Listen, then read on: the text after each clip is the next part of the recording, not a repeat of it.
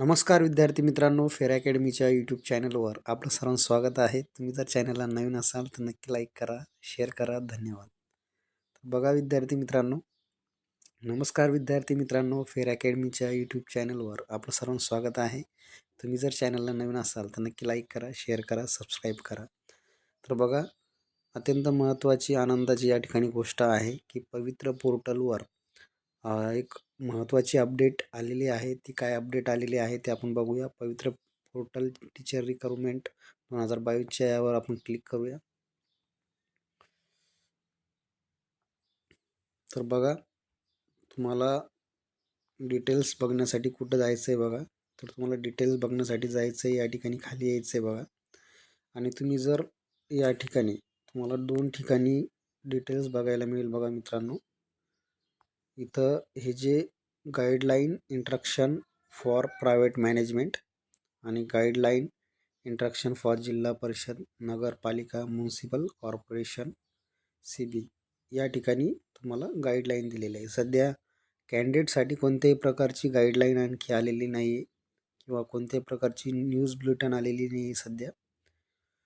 तर सध्या फक्त जे काही प्रायव्हेट मॅनेजमेंट आहे, खाजगी शैक्षणिक संस्था आहे आणि जे काही जिल्हा परिषद असेल, नगरपालिका असेल, म्युनिसिपल कॉर्पोरेशन असेल यांना किंवा कॉर्पोरेशन असेल यांना काय आलेलं आहे, गाईडलाईन आलेली आहे. काय गाईडलाईन आलेली आहे ते आपण सविस्तर बघूया. तर बघा, 20 जानेवारीची गाईडलाईन आहे. आपण डाउनलोड करून घेऊया याला.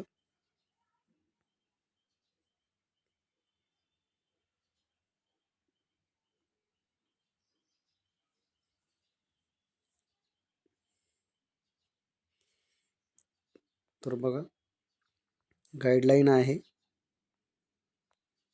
एक एक मुद्दा आपण समजून घेणार आहोत. काय गाईडलाईन बघा, व्यवस्थापना जे आहे, व्यवस्थापन कोणकोणते व्यवस्थापना आहे तर त्याच्यासाठी सूचना आहे. स्थानिक स्वराज्य संस्था म्हणजे आपण ज्याला जिल्हा परिषद, नगरपालिका, महानगरपालिका जी काही शाळा आहे त्यांच्या, त्यानंतर ज्या काही खाजगी शैक्षणिक संस्था आहे ज्यांना 100%, 20%, 40%, 60% ग्रँट आहे, अशा संस्था. तर बघा, त्यांच्यासाठीही नोटिफिकेशन आहे किंवा सूचना आहे. तर बघा, शिक्षक अभियोग्यता व बुद्धिमत्ता चाचणी 2022 दिनांक 22/2/2023 ते 3/3/2023 या कालावधीमध्ये ऑनलाईन पद्धतीने घेण्यात आलेली आहे. सदर चाचणीस 2,39,730 उमेदवारांनी नोंदणी केलेली होती. त्यापैकी 2,16,443 उमेदवार प्रत्यक्ष चाचणीस उपस्थित राहिले होते. या चाचणीस उपस्थित उमेदवाराकडून शिक्षक पदभरतीसाठी आवश्यक असणारे उमेदवाराची स्वप्रमाणपत्रे सेल्फ सर्टिफिकेशन पूर्ण करून घेतलेली आहेत.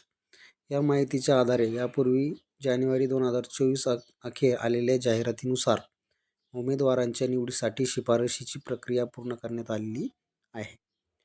शिक्षक अभियोग्यता व बुद्धिमापन चाचणी 2022 दिलेल्या उमेदवारांमधून शिक्षक पद भरतीकरिता टप्पा 2 मधील जाहिरातीची कार्यवाही करण्यात येणार आहे. म्हणजे जो काही फेज 2 आपण म्हणतो, जो काही दुसरा टप्पा आहे पदभरतीचा, त्या संदर्भात कार्यवाही करण्यात येणार आहे म्हणून. आणि त्या संदर्भात ही जे काही शैक्षणिक संस्था आहे, ज्या स्थानिक स्वराज्य संस्था आहे, त्यांना हे नोटिफिकेशन देण्यात आलेलं आहे. मग त्यानुसार त्यांनी सांगितलं आहे की पोर्टलवर, दुसरा मुद्दा सांगितलेला की पोर्टलवर नोंद केलेल्या उमेदवारांमधून पात्र उमेदवाराच्या नियुक्तीच्या शिफारशीसाठी संबंधित व्यवस्थापनाकडून पोर्टलवर माध्यमनिहाय, आरक्षणनिहाय व विषयनिहाय रिक्त पदांसाठी जाहिरात देणे आवश्यक आहे. पुढं काय म्हटलेलं आहे बघा त्यांनी. पुढचा मुद्दा जो आहे तो आपण बघूया, 3ऱ्या नंबरचा. म्हणजे ज्या काही शैक्षणिक संस्था आहे तर त्यांना काय करायचं आहे, त्यांची जे काही माध्यम आहे, जे काही आरक्षण आहे, जे काही विषय आहे त्यानुसार त्यांना जाहिराती देणे आवश्यक आहे. 3रा पॉईंट आहे, रिक्त पदांच्या जाहिरातीसाठी संबंधित व्यवस्थापनाने पवित्र पोर्टलवर पहिल्या टप्प्यामध्ये नोंदणी केलेली असल्यास त्यांना यापूर्वी नोंदणी केलेल्या युजर ID व पासवर्ड वापरून लॉग इन करता येईल. आता ज्या काही संबंधित व्यवस्थापन आहे त्यांनी अगोदर पवित्र पोर्टलवर जर काय केलेलं असेल, नोंदणी केलेली असेल, तर त्यांना तोच युजर ID आणि पासवर्ड वापरायचा आहे. नव्याने नोंदणी करू इच्छिणाऱ्या व्यवस्थापनास पवित्र पोर्टल नोंदणी करणे आवश्यक आहे. यासाठी सरळ प्रणालीतील युजर आय डी हाच या पोर्टलचा युजर आय डी असेल. जी काही सरळ प्रणाली आहे शाळेची तोच युजर आय डी असेल म्हटलं त्याने. त्यानंतर व्यवस्थापनास फॉरगेट पासवर्ड यावर क्लिक केल्यानंतर ऑप्शन फॉर रिसेट पासवर्डमध्ये using one time password OTP send by SMS खाली व्यवस्थापनाच्या सरळ पोर्टलचा युजर आय डी नोंद करावा. त्यानंतर मोबाईल क्रमांक नोंद करावा व कॅप्चा टाकून प्रोसीडवर क्लिक केल्यानंतर मोबाईलवर OTP येईल. आलेला OTP नोंद करून व्हेरीफायवर क्लिक करावे. त्यानंतर रिसेट पासवर्डमध्ये new password confirm new password नमूद करून कॅप्चा टाकून चेंज पासवर्डवर क्लिक करावे. त्यानंतर नव्याने रिसेट केलेला पासवर्ड टाकून लॉग इन करता येईल. बघा अशा पद्धतीने प्रोसेस या ठिकाणी 3 नंबरच्या पॉईंटमध्ये दिलेली आहे. जे काही व्यवस्थापन आहे त्यांच्यासाठी. पवित्र पोर्टलसाठी सरळ पोर्टलवर नोंद असलेल्या व्यवस्थापनाचा मोबाईल क्रमांक विचारात घेण्यात आलेला आहे.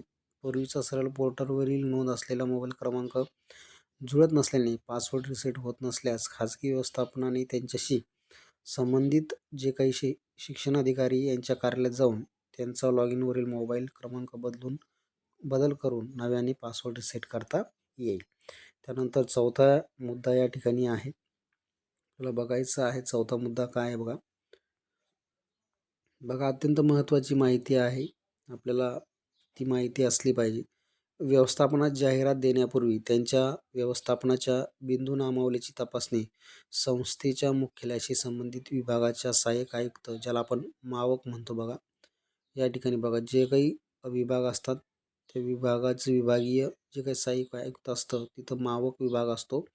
आणि या मावक विभागामध्ये म्हणजे विभागीय आयुक्त या कार्यालय यांच्याकडून अद्ययावत करून प्रमाणित केलेली असणे आवश्यक आहे. जे काही जेवढे जिल्हे आहे त्या जिल्ह्याचं जे काही विभागीय आयुक्त कार्यालय असतं तिथं जे काही मावकचा जो काही विभाग असतो तिथं इथं बिंदू नामावली काय केली जाते तपासली जाते. त्यानुसार काय केले जाते तर